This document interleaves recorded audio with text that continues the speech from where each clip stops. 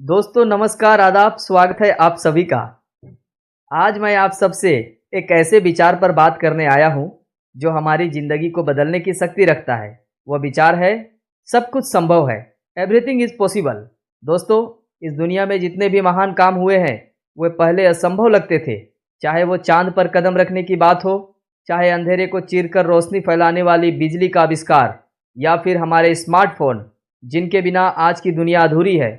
हर महान विचार का आरंभ एक विश्वास से हुआ और वो विश्वास था, हाँ मैं कर सकता हूँ। समस्याएं हर किसी के जीवन में आती है, लेकिन याद रखिए, समस्याएं हमें रोकने नहीं बल्कि हमें निखारने आती है। जब हम अपनी ताकत पर भरोसा करते हैं तो रास्ते खुद ब खुद बनने लगते हैं। संभव और असंभव का फर्क क्या है? सिर्फ हमारा नज़रिया। अगर आप सोचते हैं कि आप हार जाएंगे तो यकीन मानिए आप हार जाएंगे, लेकिन अगर आप सोचते हैं कि आप जीत सकते हैं तो पूरी दुनिया भी आपको रोक नहीं सकती। महान लेखक और वैज्ञानिक डॉक्टर एपीजे अब्दुल कलाम ने कहा था, सपने वो नहीं होते जो हम सोते समय देखते हैं, सपने तो वो होते हैं जो हमें सोने नहीं देते। तो सपने देखिए और उन्हें पूरा करने के लिए जी जान से मेहनत कीजिए। आपके भीतर अपार संभावनाएं हैं। ये मत सोचिए कि मैं अकेला क्या कर सकता हूँ। इतिहास गवाह है कि हर क्रांति, हर बदलाव एक अकेले इंसान की सोच से शुरू हुआ था। याद रखिए, गिरना असफलता नहीं है, गिरकर उठने की कोशिश न करना असफलता है। डर को हराना ही सच्ची जीत है। आत्मविश्वास और मेहनत वो दो हथियार है जो किसी भी नामुमकिन को मुमकिन बना सकते हैं। आज हम यहाँ एक उद्देश्य के साथ है, खुद को बेहतर बनाने के लिए, अपने सपनों को हकीकत में बदलने के लिए और अपने जीवन को उस ऊंचाइयों तक ले जाने के लिए जिसे दुनिया केवल कल्पना कर सकती है। हम में से हर किसी के अंदर एक आग है, वो आग जो हमें आगे बढ़ने की ताकत देती है, वो आग जो हमारे डर, असफलताओं और कमजोरियों को जला सकती है। लेकिन इस आग को जलाए रखना हमारी जिम्मेदारी है। जीवन में कठिनाइयाँ आएंगी, लोग आपको रोकने की कोशिश करेंगे, कभी कभी खुद की सोच आपको कमज़ोर बना देगी, लेकिन याद रखें, जब तक आप हार नहीं मानते तब तक कोई भी आपको हरा नहीं सकता। अगर आप सोचते हैं कि रास्ता कठिन है तो ये भी सोचिए कि यह कठिन रास्ता ही आपको मजबूत बनाएगा। हर समस्या एक अवसर है, हर चुनौती एक सीख है। असफलता सिर्फ एक कदम है सफलता की ओर जाने का। समय सीमित है, लेकिन आपकी ताकत और मेहनत असीमित है। हर सुबह उठकर अपने आप से पूछे, क्या आपने अपने सपनों के लिए आज कदम बढ़ाया? क्या आपने खुद को उस इंसान के रूप में देखा जो आप बनना चाहते हैं? अगर जवाब हाँ है तो आप सही रास्ते पे हैं, और अगर जवाब नहीं है तो खुद से वादा करें कि अब से आप कोई बहाना नहीं बनाएंगे। दोस्तों याद रखें, ये दुनिया उन्हीं की है जो इसे बदलने का साहस रखते हैं। तो उठो, जागो और तब तक मत रुको जब तक अपनी मंजिल को पा न लो। आप वो कर सकते हैं जो कोई और नहीं कर सकता। आप वो बन सकते हैं जो दुनिया में कोई और नहीं है, क्योंकि आप अद्वितीय हैं, आप अद्भुत हैं, आपके अंदर अपार क्षमता है। आज का दिन आपका है। अपनी पूरी ताकत, पूरी जुनून और विश्वास के साथ इसे जीत लीजिए। दोस्तों, मैं आपको एक सच्ची और शानदार कहानी सुनाने वाला हूँ। इस कहानी को सुनने के बाद आपको ये यकीन हो जाएगा कि असंभव कुछ भी नहीं है। इस सच्ची कहानी को सुनने के बाद आपके अंदर आग लग जाएगी, आपका कॉन्फिडेंस लेवल कई गुना बढ़ जाएगा। आप इस कहानी को ध्यान से और पूरा सुने। कैसे अगर आप जिद्दी बन जाते हैं किसी काम को करने के लिए, आप ठान लेते हैं, तो किसी भी इम्पॉसिबल काम को आप पॉसिबल बना सकते हैं। ये बात है 1959 की, जब पूरी दुनिया का ध्यान एक आइस ब्लॉक पर टिकी थी। ये बर्फ का टुकड़ा 3050 किलोग्राम का था और इसे दुनिया के एक कोने से दूसरे कोने तक पहुंचाना था, और वो भी बगैर रेफ्रिजरेटर के। इसका स्टार्टिंग पॉइंट था नॉर्वे का शहर मो ई राना और एंडिंग पॉइंट था लिब्रावेल, जो सेंट्रल अफ्रीका का एक शहर है। लेकिन ऐसा किया क्यों जा रहा था? इस बर्फ के टुकड़े को इतना दूर ले जाया क्यों जा रहा था? दरअसल 1958 में लग्जमबर्ग, जो कि यूरोप का एक देश है, जहां से एक फेमस रेडियो स्टेशन चलाया जाता था। ये ब्रॉडकास्ट रेडियो लग्जमबर्ग के नाम से पूरी दुनिया में फेमस थी।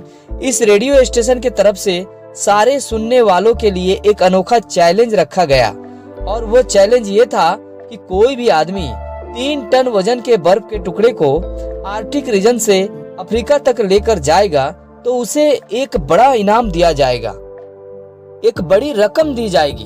हर किलोग्राम बर्फ के टुकड़े के बदले में आज के हिसाब से $16,000 दिए जाएंगे। हर एक किलोग्राम के $16,000 यानी 3 टन बर्फ के टुकड़े के $48 मिलियन बनते हैं, जो कि बहुत बड़ी रकम है। लेकिन इस चैलेंज के कुछ रूल्स भी थे। पहला रूल ये था कि 3 टन बर्फ का टुकड़ा एक पीस में लेकर जाना है।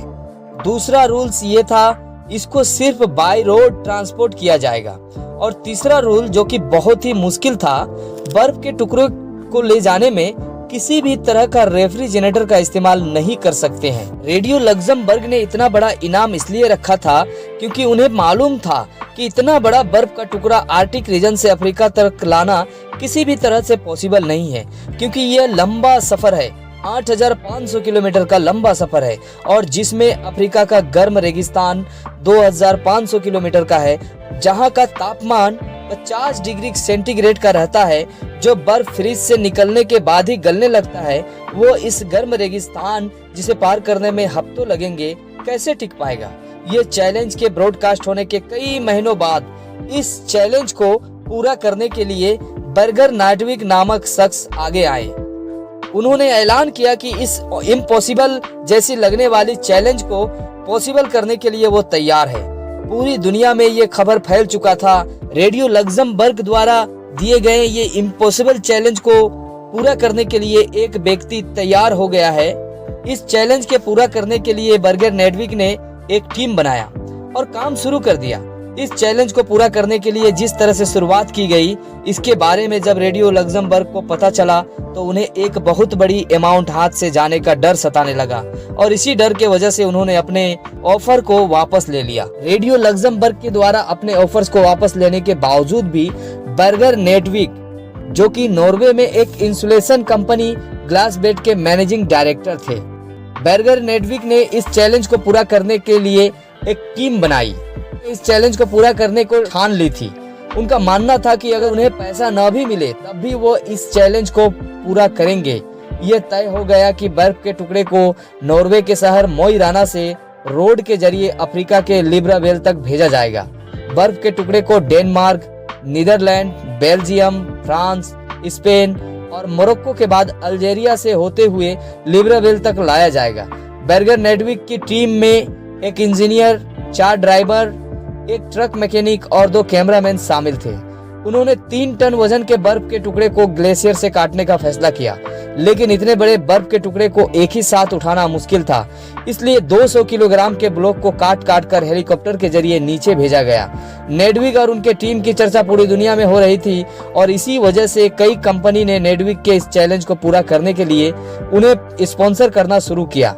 सेल ने फ्यूल का जिम्मा लिया और एस्केनिया ने उनको ट्रक दिया जिसमें यह विशाल बर्फ का टुकड़ा रखा जाना था। 200 किलोग्राम के आइस ब्लॉक को दोबारा फ्रीज करके 3050 किलोग्राम का एक सिंगल ब्लॉक बनाया गया।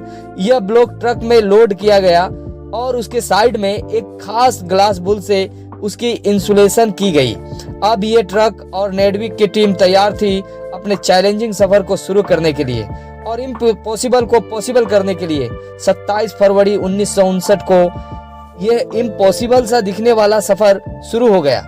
शुरुआत का सफर तो काफी आसान था क्योंकि इन इलाकों में मौसम भी अच्छा था और रोड भी बढ़िया था, और जैसे कि इस चैलेंजिंग सफर की न्यूज पूरी दुनिया में फैल चुकी थी, इसी वजह से यह ट्रक जिस भी शहर से गुजरती वहां के लोग उनका स्वागत करते और उनका हौसला बढ़ाते। इस सफर को 7 दिन गुजर चुके थे। मासे पहुंचने पर ट्रक को एक क्रेन में के मदद से एक शिप पर रखा गया क्योंकि उनको समंदर का एक बड़ा हिस्सा पार करना था। समंदर के दूसरे हिस्से पहुंचने पर माहौल बिल्कुल अलग हो चुका था क्योंकि ट्रक अब अफ्रीका के रेगिस्तान में पहुंच चुका था जहां बहुत गर्मी थी।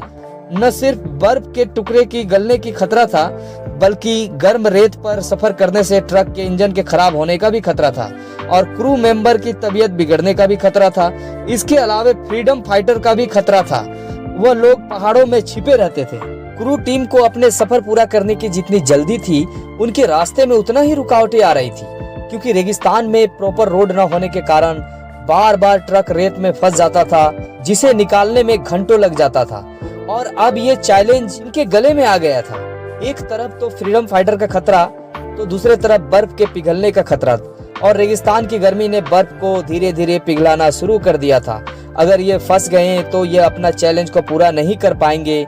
कई रातें उन्होंने रेत पर स्लीपिंग बैग बिछाकर गुजारी और धीरे धीरे बाधाओं को पार करते गए। आखिरकार वो इस मुश्किल इलाके को पीछे छोड़ने में कामयाब हो गए। पूरे 28 दिनों के सफर के बाद क्रू मेंबर बचे हुए बर्फ के टुकड़े को लेकर लिब्रावेल पहुंचने में कामयाब हो गए और वहां के लोगों ने उनका जोरदार स्वागत किया।